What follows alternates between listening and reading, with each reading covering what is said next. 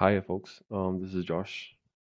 It's been about a week, no, 10 days actually, since the last devlog, and things have been going steady. Um, by steady, I mean very slow, because game development isn't easy. Surprise, surprise. Anyway, I've been trying to implement a new system in the game, which has been a plan of ours for the last, I guess, the whole duration of the game because we plan to kill enemy soldiers in the end using weapons. And in this case, it's going to be archery. So I've been trying to implement archery inside our game.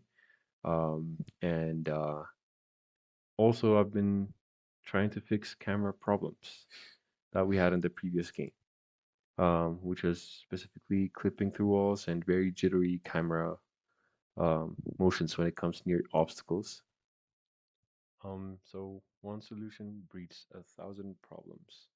And for this project, problem is my middle name. I don't want peace. I want problems always. So one of the problems I've been having is basically integrating a good camera system with the input control system I have. As you can see here, the camera avoids obstacles nicely. It doesn't clip through walls, and it still has some problems regarding aiming, but that's something that could be fixed not very difficultly. Um, so the problem is the Cinemachine's camera system has specifically one obstacle avoidance that works with the third person camera, which is the only nice one. The others suck. So I'm trying to use that one, but the control system for it is quite janky. It's very complex, and I'm trying to avoid that, but that's taking quite a while. I'm not a very experienced game developer, so that's gonna be the biggest problem I'm gonna face. At least I hope so. But yeah, I'm trying to fix that. Next stop is basically refining the input, the control, the movement, making it much better than it is right now. Since some of the animations are janky, um, and then actually shooting arrows because I feel like that's quite important in an archery-based mechanic. Finally, quality of life updates. The game has had some user experience problems, so I'm gonna fix some of those in the next devlog, hopefully. And I'm gonna finish this input system before it finishes me. So that's pretty much it in the development side. In terms of art and animation, we are currently working on the intro sequence that's gonna introduce us to the game. It's gonna be a 3D animation, so it's probably gonna be very immersive. Um, we're currently having some complications in terms of hardware, computers, but we're working, we're still on it. In terms of story, we now have our game script. We have the entire narrative and script of the game.